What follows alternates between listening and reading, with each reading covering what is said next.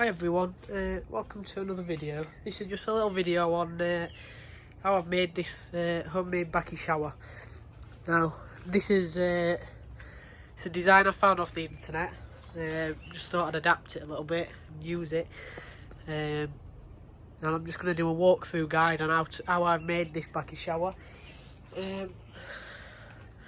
And what you need to make it. So please stay tuned. So these are the boxes I'm using. They are 56 litre boxes, really heavy duty. As you can see, they come with a proper solid box. Now I ain't got a lid for these, but I'm looking for some lids. So if anyone out there makes lids for these bakki showers or can make me a lid, please get in touch because I need one. In fact, I need two. So this is one that I'm going to build. This is one that's already built. So I'll run through what you need, and aside from these boxes, I'll show you what we need. So this is what I need to make the basic shell of the bakki shower. So you're going to need a drill with a thick, nice big drill bit to drill your big holes to maximise flow. You're going to want a multi-tool. This isn't necessary, but I like to use a multi-tool and I'll show you why. Then you're going to need two 2-inch tank connectors. Now they can be the flanged version, but I like to use these screw-on ones. You're going to need a 1.5-inch hole saw. You're going to need a 1.5-inch tank connector as an overflow, and you're going to want a 2-inch hole saw and the attachment for the drill. So I'll cut to me drilling some holes and I'll show you what I use the tools for. Okay guys, so we've drilled this hole through the handle to allow it's a 2-inch hole. It's going to have a 1.5-inch pipe go through it anyway. So I'm just going to give it a bit of wiggle room, and then there's going to be the spray bar on the inside. And as you can see, it's created a bit of a burr around the edge. Now this is what I like to use my multi-tool for. So I'll show you how I use my multi-tool, and then I'll get on to drilling the 1.5-inch overflow. So this is how I use my multi-tool. As you can see, it's just a Bosch multi-tool. I'd already got this, so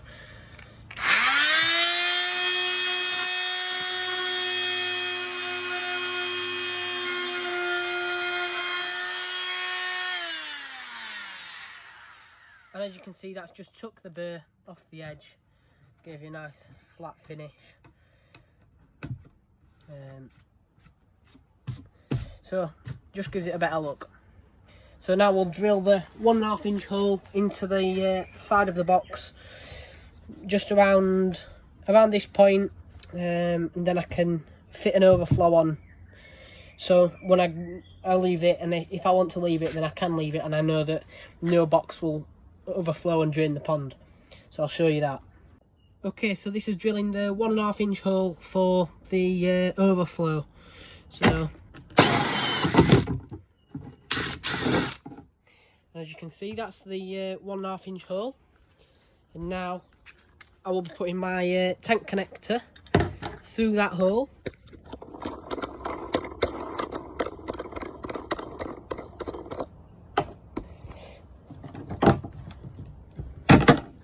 That fits nicely, and then all you do is you simply screw this on the other side, just like so,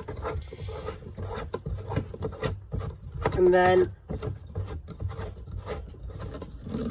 this tank connector will then go to 1.5-inch ABS waste pipe.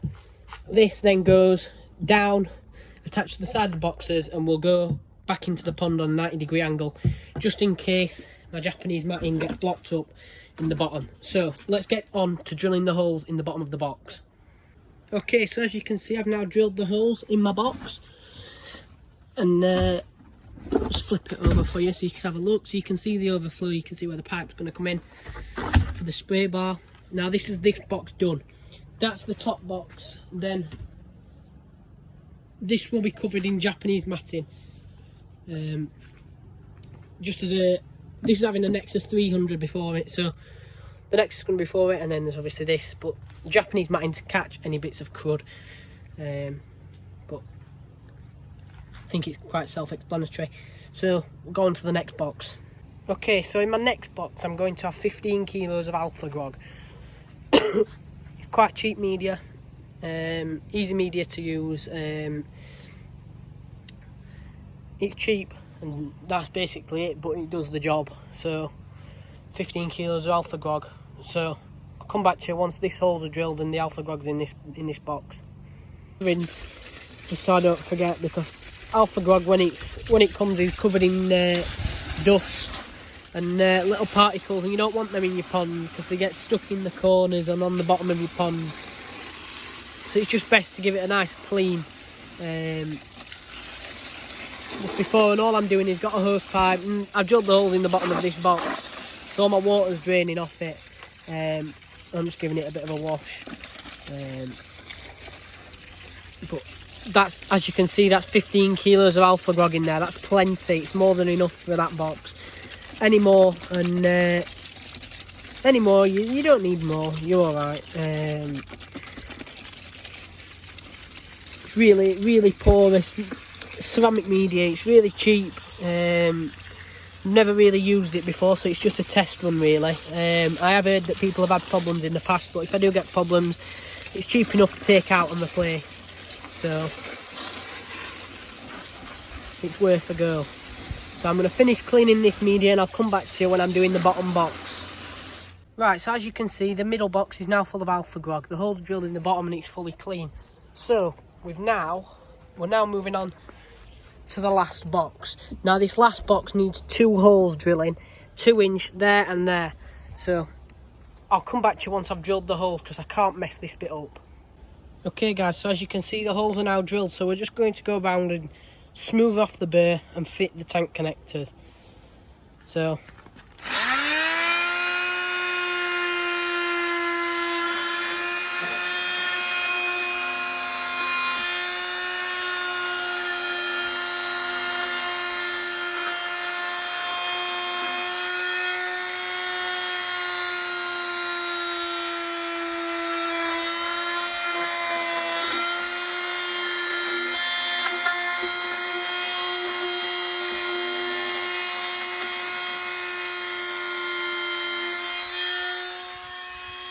right guys, so as you can see, the tank connectors are now placed on the bottom of the box, and this is the bottom level of the shower, so this does not need the bottom perforated.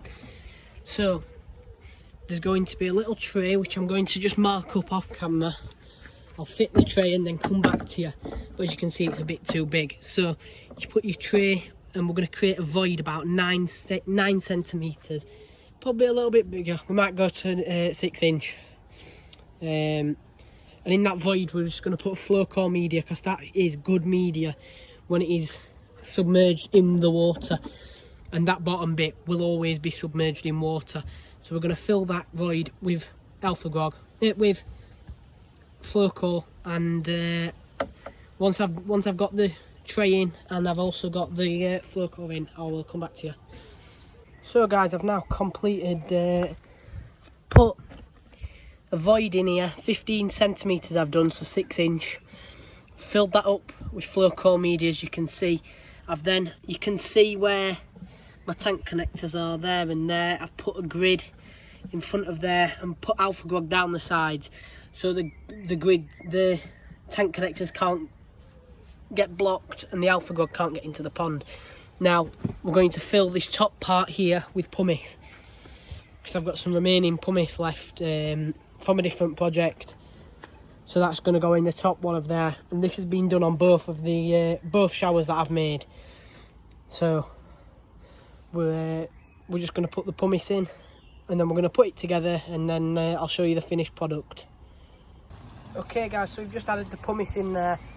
There's about 15-20 kilos of pumice in there now, with the flow core underneath that on a different section.